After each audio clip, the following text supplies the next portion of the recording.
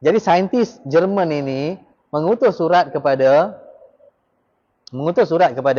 pegawai-pegawai jajahan di India untuk meminta kebenaran bagi mereka menjalankan kajian saintifik. Mereka tidak mengatakan bahawa ini adalah satu kajian nasionalisme. Ya. Jadi mereka katakan ini adalah kajian saintifik yang disertai oleh zoologis, oleh beberapa botanis, ahli kaji herba, ahli kaji tumbuhan, ahli kaji haiwan. Ya. Mereka ini mendapat permit daripada British masuk. Kemudian mereka singgah di Calcutta. Bila singgah di Calcutta itu antara pusat pentadbiran lah India di sana, British di sana itu. Di situlah pecahnya berita kepada wartawan-wartawan bahawa inilah misi yang diutuskan oleh Hitler untuk pergi ke Tibet. Kenapa pergi ke Tibet? Sebab dia kata Himalaya adalah antara puncak gunung tertinggi, puncak tertinggi di dunia. Maka bangsa itu ada kaitan dengan Aryan. Ini kita kata Indo-Aryan. So, jadi mereka nak mengatakan kaitan antara Jerman dan kemudian dia menganjur sampai ke Himalaya itu dan menguasai satu kawasan atau pergunungan yang paling tinggi di dunia. Jadi itulah sebenarnya yang cuba ditunjukkan oleh kerajaan Nazi itu. Sebenarnya tidak ada, sepanjang yang saya baca lah berkaitan dengan ekspedisi Hitler Nazi ini di Tibet itu, tak ada pun berkaitan dengan kata pencarian lost tribes ke atau Melayu ke. Itu datang daripada bagaimana mereka mengherutkan tafsiran terhadap perkataan Himalaya tadi. Dan Nazi pada zamannya, ideologi Nazi itu, dia berkembang semata-mata daripada sebuah ideologi nasionalisme kepada political religion. Ini yang ditulis oleh ahli sejarah yang mengkaji tentang Nazi itu. Dia kata menjadi political religion, iaitu agama politik. Agama politik. Nazi menjadi satu bentuk agama, pengkultusan. Sebab itu Hitler itu dipandang begitu tinggi. Ya, Hitler itu dianggap sebagai savior, sebagai kita kata the third Reich kan. Satu kerajaan ketiga, dunia ketiga, bukan dunia ketiga. Satu alam ketiga yang akan menguasai dunia dengan kepimpinan Hitler. Jadi dia berkembang dari semata-mata sebagai satu ideologi nasionalisme kepada agama. Pengkultusan pribadi. Yang kita tengok Nazi dikultuskan. Personalitinya diagung-agungkan. Dan ini adalah penyakit-penyakit di negara-negara yang berideologi begini. Nazi dan komunis. Kalau kita tengok di negara-negara komunis pun mengamalkan begini. Komunis akhirnya menjadi sebagai satu agama. Political religion.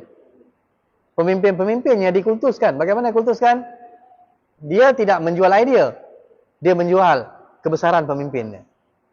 Gambar Lenin, gambar Stalin, gambar Khrushchev, gambar Marx dipopularkan. Dengan apa? Dengan gambar-gambar, dengan watak-watak yang menunjukkan seperti mana mereka ini adalah savior, penyelamat kepada bangsanya.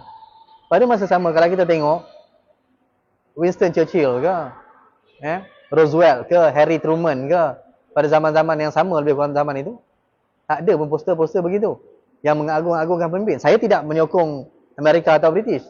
Tidak. Saya mengatakan berbeza. Bagaimana ideologi tadi itu berkembang kepada political religion. Sebuah agama politik. Akhirnya ideologi itu diagungkan, siapa yang membawa agama atau ideologi itu seolah-olah satu pemimpin agung yang tidak boleh dilawan. Dan itu juga lah yang berlaku di China. Mao Zedong. Ajaran-ajaran Mao Zedong itu dianggap seperti mana? Ajaran agama. Ajaran Tuhan. Dan Mao Zedong dipaparkan dalam poster-poster, dalam potret-potret seperti seorang watak yang datang untuk menyelamatkan bangsa Cina. Ya, datang untuk memacu bangsa Cina itu ke arah kemajuan, melawan dinasti-dinasti yang sebelum itu. Kalau ada gambar poster Mao Zedong, belakangnya ada gambar matahari. Ya, ada gambar cahaya. Gambarnya warna merah yang terang. Sebab kepercayaan orang Cina, masyarakat Cina, merah ong. Merah itu tuah. Jadi kalau Mao Zedong keluar, berposter, warna merah. Dan merahnya merah yang terang. Merah, oranye, putih, begitu. Dan digambarkan semua watak-watak dalam lukisan-lukisan yang sasa. Dan kita kata dalam bahasa sekarang ini, socialist realism. Ya, socialist realism, iaitu menggambarkan watak-watak sebagai watak yang sasa, watak yang tegak begitu.